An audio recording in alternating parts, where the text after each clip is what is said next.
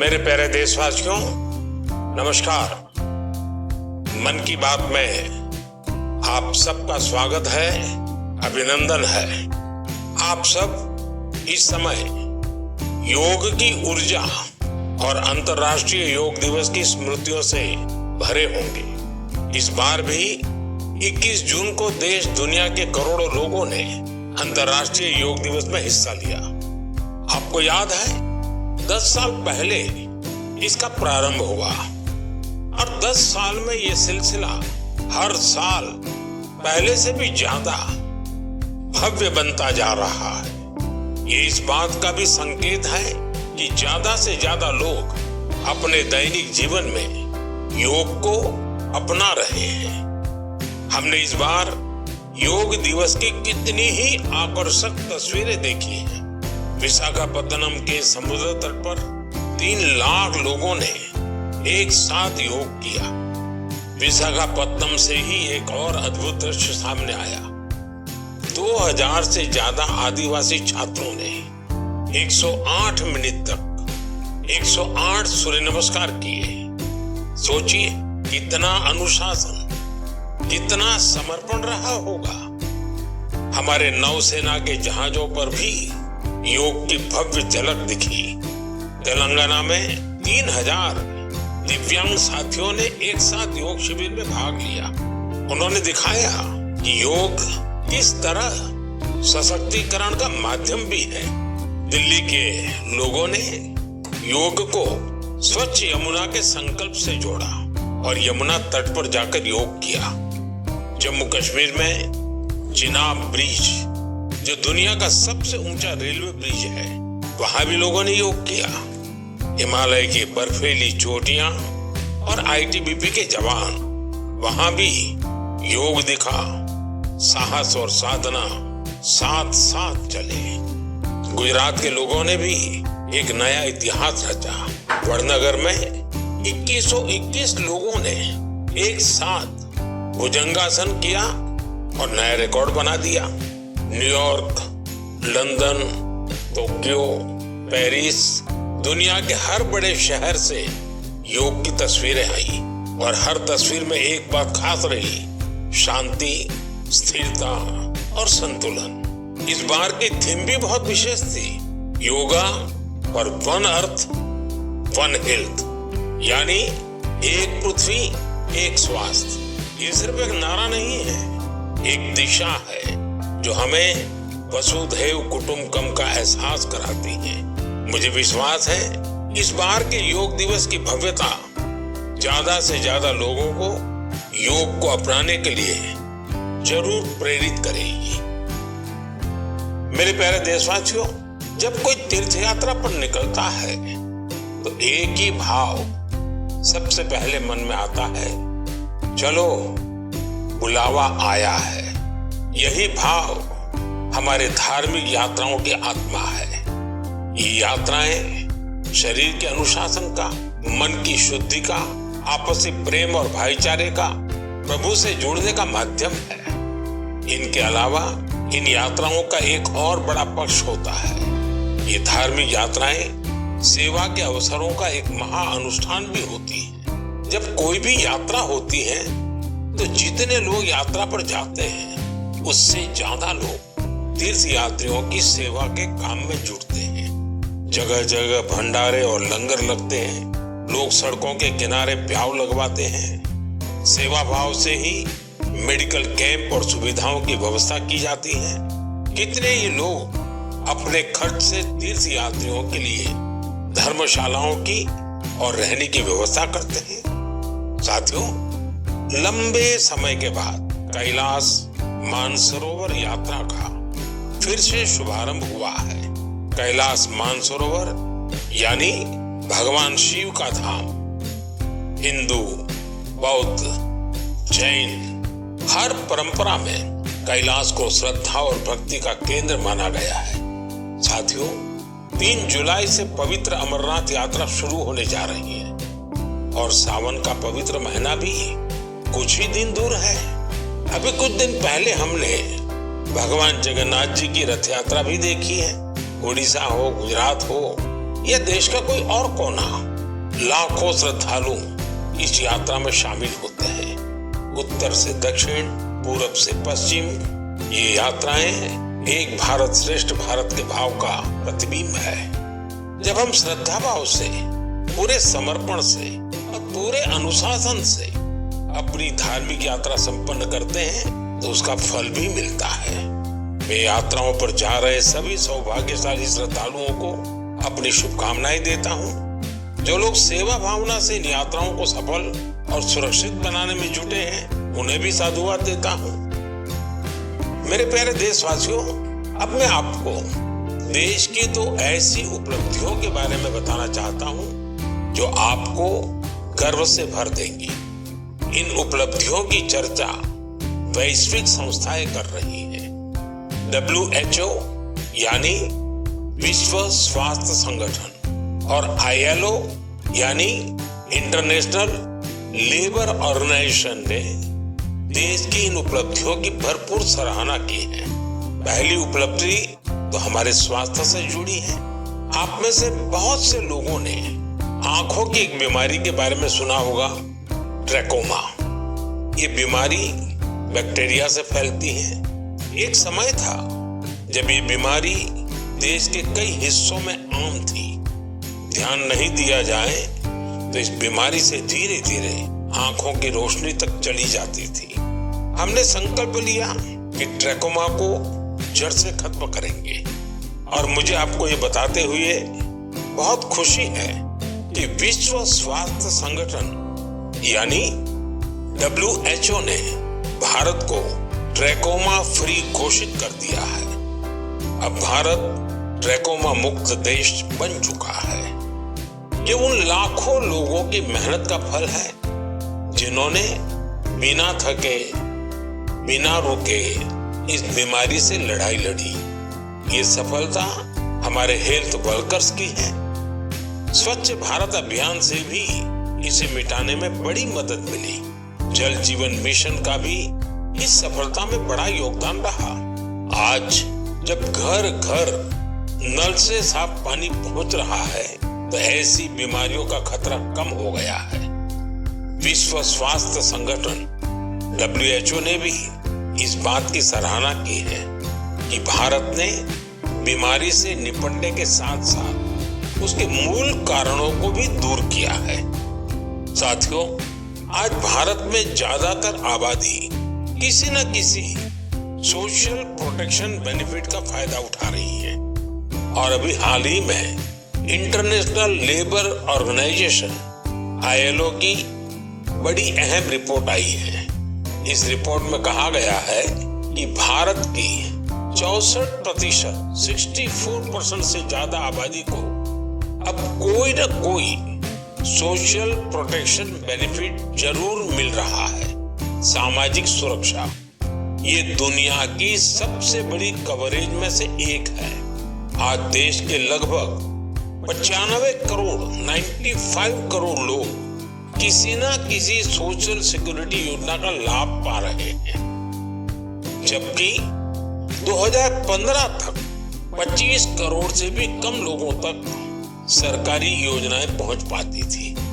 साथियों, भारत में स्वास्थ्य से लेकर सामाजिक सुरक्षा तक हर क्षेत्र में देश सैचुरेशन की भावना से आगे बढ़ रहा है। ये सामाजिक न्याय की भी उत्तम तस्वीर है। इन सफलताओं ने एक विश्वास जगाया है कि आने वाला समय और बेहतर होगा। हर कदम पर भारत और भी सशक्त होगा। मेरे प्यारे देशवासियों, जन भागीदारी की शक्ति से बड़े बड़े संकटों का मुकाबला किया जा सकता है। मैं आपको एक ऑडियो सुनाता हूँ। इस ऑडियो में आपको उस संकट की भयावहता का अंदाजा लगेगा। वो संकट कितना बड़ा था, पहले वो सुनिए, समझिए। आखिर ये जो जुल्म हुआ 2 साल तक, जुल्म तो 5-7 साल से शुरू हो गया था, मगर वो शिखर पर पहुंच गया है 2 साल में जब इमरजेंसी लोगों पर चली। और अमानुषी बर्ताव लोगों के साथ किया गया। लोगों के स्वतंत्रता के हक छीन लिए गए। अखबारों को कोई सुनता न रही। न्यायालय बिल्कुल निर्बल बना दिए गए और जिस ढंग से 1 लाख से ज्यादा लोगों को जेल में बंद कर दिए और फिर अपने मनमानी राज की ओर से होती रही, उसकी मिसाल दुनिया के इतिहास में भी मिलना मुश्किल है। साथियों, ये आवाज देश के पूर्व प्रधानमंत्री श्रीमान मोरारजी भाई देसाई की है। उन्होंने संक्षेप में लेकिन बहुत ही स्पष्ट तरीके से इमरजेंसी के बारे में बताया। आप कल्पना कर सकते हैं वो दौर कैसा था। इमरजेंसी लगाने वालों ने न सिर्फ हमारे संविधान की हत्या की, बल्कि उनका इरादा न्यायपालिका को भी अपना गुलाम बनाए रखने का था। इस दौरान लोगों को बड़े पैमाने पर प्रताड़ित किया गया था। इसके ऐसे अनेक उदाहरण हैं जिन्हें कभी भी भुलाया नहीं जा सकता। जॉर्ज फर्नांडिस साहब को जंजीरों में बांधा गया था। अनेक लोगों को कठोर यातनाएं दी गई। मिसा के तहत किसी को भी ऐसे ही गिरफ्तार कर लिया जाता था। स्टूडेंट को भी परेशान किया गया। अभिव्यक्ति की आजादी का भी गला घोंट दिया गया। साथियों, उस दौर में जो हजारों लोग गिरफ्तार किए गए, उन पर ऐसे ही अमानवीय अत्याचार हुए। लेकिन ये भारत की जनता का सामर्थ्य है। वो झुकी नहीं, टूटी नहीं और लोकतंत्र के साथ कोई समझौता उसने स्वीकार नहीं किया। आखिरकार जनता जनार्दन की जीत हुई। आपातकाल हटा लिया गया और आपातकाल थोपने वाले हार गए। बाबू जगजीवन राम जी ने इस बारे में बहुत ही सशक्त तरीके से अपनी बातें रखी थी। बहनों और भाइयों, पिछला चुनाव नहीं था, भारत की जनता का एक महान अभियान था। उस समय की परिस्थितियों को बदल देने का, तानाशाही की धारा को मोड़ देने का और भारत में प्रजातंत्र की बुनियाद को मजबूत कर देने का। अटल जी ने भी तब अपने ही अंदाज में जो कुछ कहा था वो भी हमें जरूर सुनना चाहिए। बहनों और भाइयों, देश में जो कुछ हुआ उसे केवल चुनाव नहीं कह सकते। एक शांतिपूर्ण क्रांति हुई है। लोक शक्ति की लहर ने लोकतंत्र की हत्या करने वालों को इतिहास के कूड़ेदान में फेंक दिया है। साथियों, देश पर इमरजेंसी थोपे जाने के 50 वर्ष कुछ दिन पहले ही पूरे हुए हैं। हम देशवासियों ने संविधान हत्या दिवस मनाया है। हमें हमेशा उन सभी लोगों को याद करना चाहिए जिन्होंने इमरजेंसी का डटकर मुकाबला किया था। इससे हमें अपने संविधान को सशक्त बनाए रखने के लिए निरंतर सजग रहने की प्रेरणा मिलती है।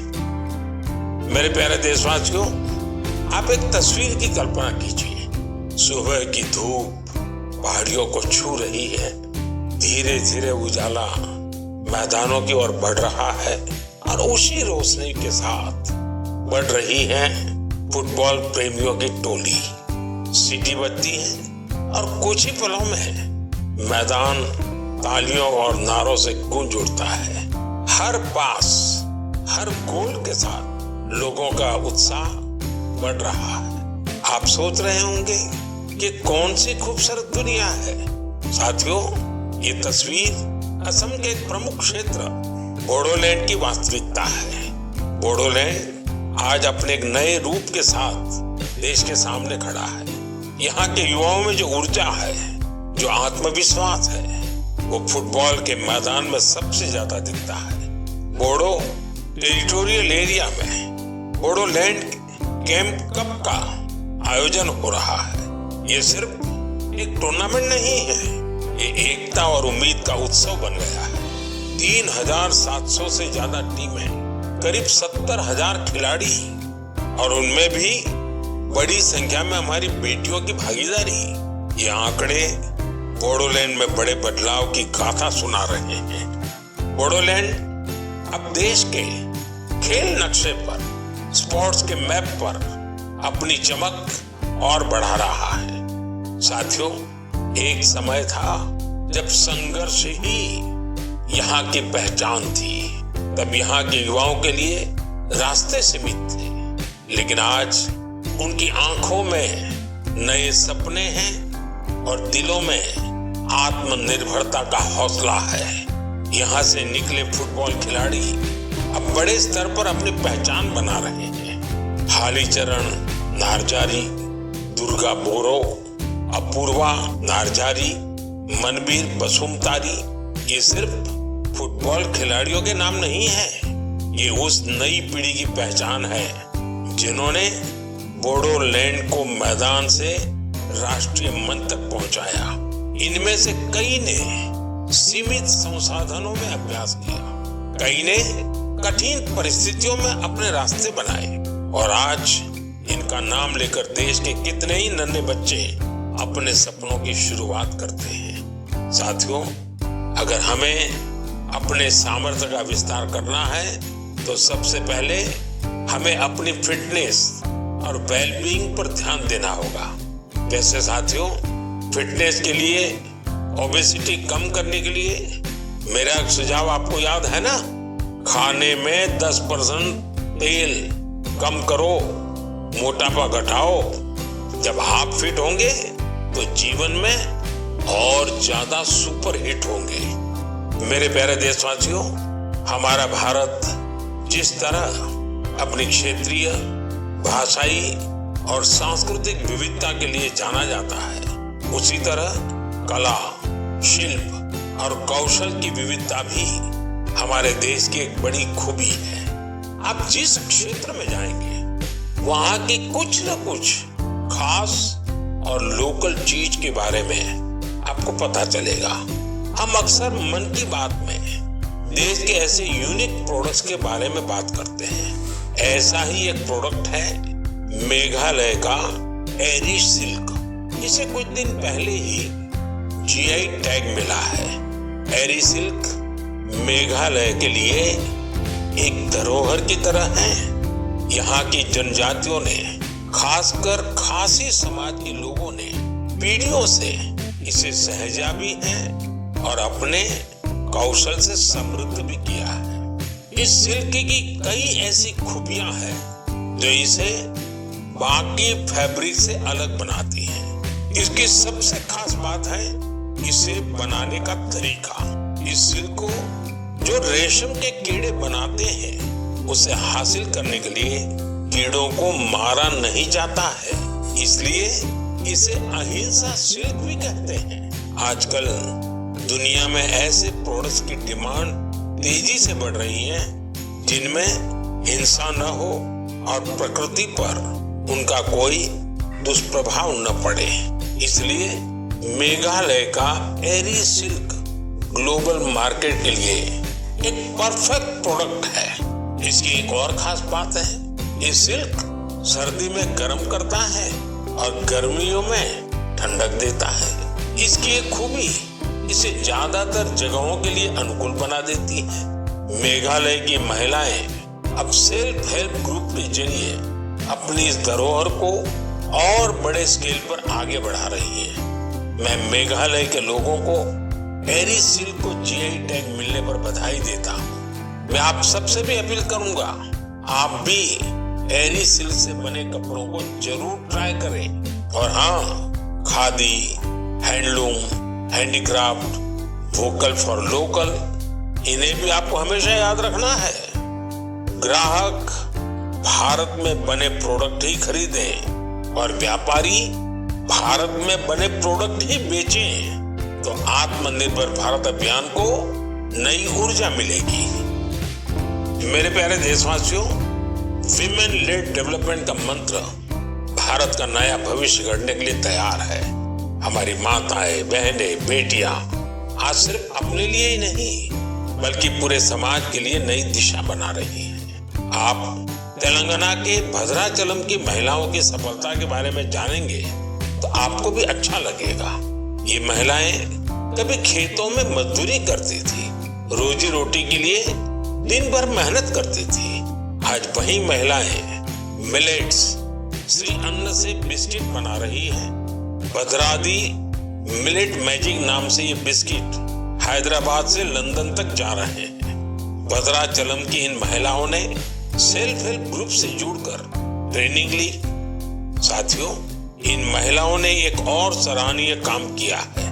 इन्होंने गिरी सैनिटरी पैड्स बनाना शुरू किया। सिर्फ 3 महीने में 40,000 पैड तैयार किए और उन्हें स्कूलों और आसपास के ऑफिसों में पहुंचाया, वो भी बहुत ही सस्ती कीमत पर। साथियों, कर्नाटका के कलबुर्गी की महिलाओं की उपलब्धि भी बेहतरीन है। इन्होंने ज्वार की रोटी को एक ब्रांड बना दिया है।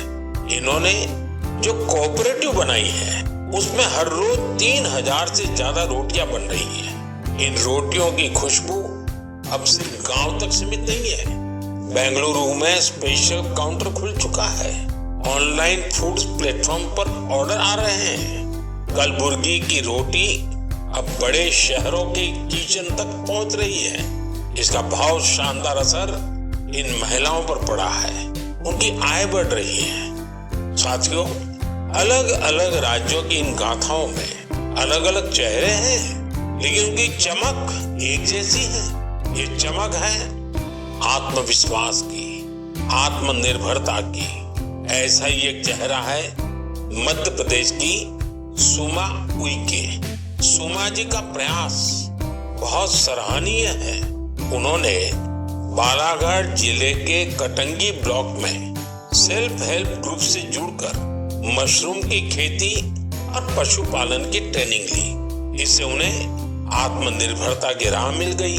सुमा उइके की आय बढ़ी तो उन्होंने अपने काम का विस्तार भी किया।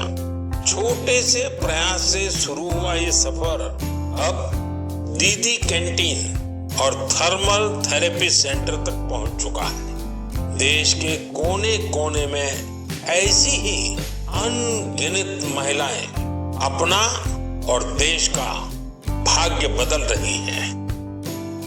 मेरे प्यारे देशवासियों, पिछले दिनों मुझे वियतनाम के बहुत से लोगों ने विभिन्न माध्यमों से अपने संदेश भेजे। इन संदेशों की हर पंक्ति में श्रद्धा थी, आत्मीयता थी। उनकी भावनाएं मन को छूने वाली थी। वो लोग भगवान बुद्ध के पवित्र अवशेषों रिलिक्स के दर्शन कराने के लिए भारत के प्रति अपना आभार प्रकट कर रहे थे। उनके शब्दों में जो भाव थे वो किसी औपचारिक धन्यवाद से बढ़कर थे। साथियों, मूल रूप से भगवान बुद्ध के इन पवित्र अवशेषों की खोज आंध्र प्रदेश में पालनाडु जिले के नागार्जुन कोंडा में हुई थी। इस जगह का बौद्ध धर्म से गहरा नाता रहा है। कहा जाता है कि कभी इस स्थान पर श्रीलंका और चीन सहित दूर दूर के लोग आते थे। साथियों, पिछले महीने भगवान बुद्ध के इन पवित्र अवशेषों को भारत से वियतनाम ले जाया गया था। वहां के 9 अलग अलग स्थानों पर इन्हें जनता के दर्शन के लिए रखा गया। भारत की पहल एक तरह से वियतनाम के लिए राष्ट्रीय उत्सव बन गई। आप कल्पना कर सकते हैं, करीब 10 करोड़ लोगों की आबादी वाले वियतनाम में 1.5 करोड़ से ज्यादा लोगों ने भगवान बुद्ध के पवित्र अवशेषों के दर्शन किए। सोशल मीडिया पर जो तस्वीरें और वीडियो मैंने देखे, उन्होंने ये एहसास कराया कि श्रद्धा की कोई सीमा नहीं होती। बारिश हो, तेज धूप हो, लोग घंटों कतारों में खड़े रहे। बच्चे, बुजुर्ग, दिव्यांगजन सभी भाव विभोर थे। वियतनाम के राष्ट्रपति, उप प्रधानमंत्री, वरिष्ठ मंत्री, हर कोई नतमस्तक था। इस यात्रा के प्रति वहां के लोगों में सम्मान का भाव इतना गहरा था कि वियतनाम सरकार ने इसे 12 दिन के लिए और आगे बढ़ाने का आग्रह किया था और इसे भारत ने सहर्ष स्वीकार कर लिया। साथियों, भगवान बुद्ध के विचारों में वो शक्ति है जो देशों, संस्कृतियों और लोगों को एक सूत्र में बांधती है। इससे पहले भगवान बुद्ध के पवित्र अवशेष थाईलैंड और मंगोलिया ले जाए गए थे और वहां भी श्रद्धा का यही भाव देखा गया। मेरा आप सभी से भी आग्रह है कि अपने राज्य के बौद्ध स्थलों की यात्रा अवश्य करें। एक आध्यात्मिक अनुभव होगा, साथ ही हमारी सांस्कृतिक विरासत से जुड़ने का एक सुंदर अवसर भी बनेगा। मेरे प्यारे देशवासियों, इस महीने हम सब ने विश्व पर्यावरण दिवस मनाया। मुझे आपके हजारों संदेश मिले। कई लोगों ने अपने आसपास के उन साथियों के बारे में बताया जो अकेले ही पर्यावरण बचाने के लिए निकल पड़े थे और फिर उनके साथ पूरा समाज जुड़ गया। सबका यही योगदान हमारी धरती के लिए बड़ी ताकत बन रहा है। पुणे के श्री रमेश खरमाले जी, उनके कार्यों को जानकर आपको बहुत प्रेरणा मिलेगी। जब हफ्ते के अंत में लोग आराम करते हैं तो रमेश जी और उनका परिवार कुदाल और फावड़ा लेकर निकल पड़ते हैं। जानते हैं कहां? जुन्नर की पहाड़ियों की ओर।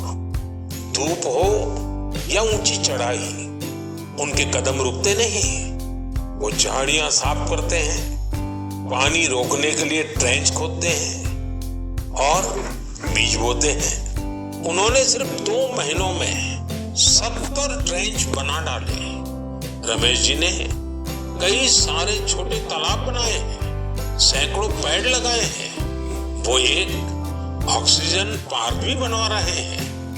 नतीजा ये हुआ कि यहाँ अब पक्षी लौटने लगे हैं, वन्य जीवन को नई सांसें मिल रही है। साथियों, पर्यावरण के लिए एक और सुंदर पहल देखने को मिली है गुजरात के अहमदाबाद शहर में। यहाँ नगर निगम ने मिशन फॉर मिलियन ट्रीज अभियान शुरू किया है।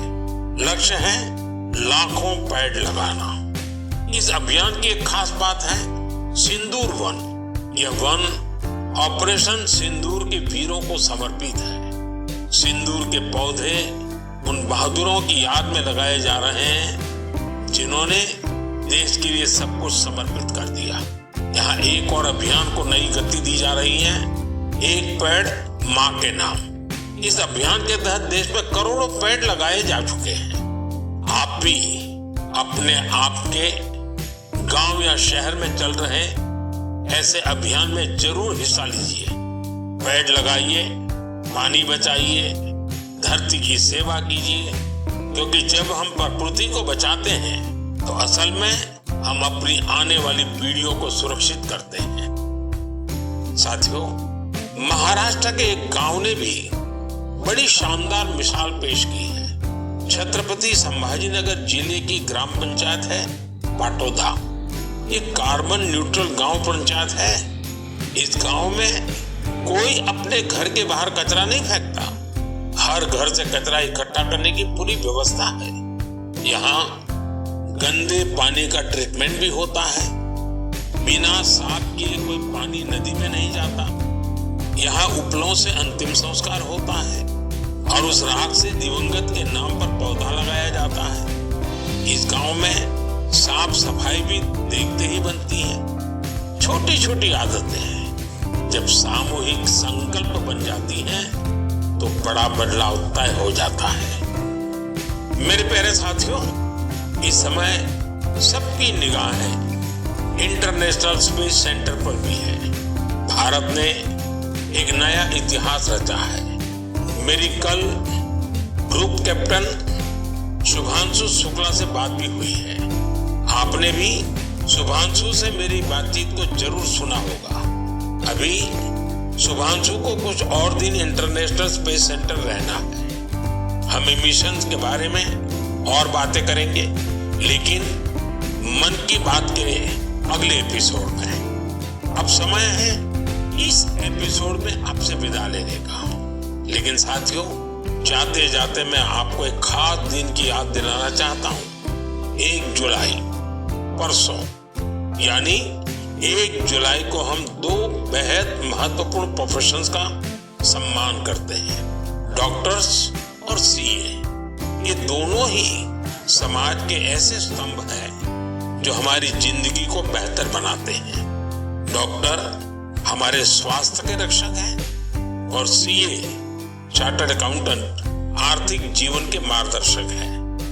मेरी सभी डॉक्टर्स और चार्टर्ड अकाउंटेंट्स को ढेर सारी शुभकामनाएं। साथियों, आपके सुझावों का मुझे हमेशा इंतजार रहता है।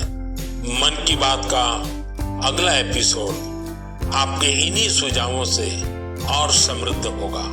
फिर मुलाकात होगी नई बातों के साथ, नई प्रेरणाओं के साथ, देशवासियों की नई उपलब्धियों के साथ।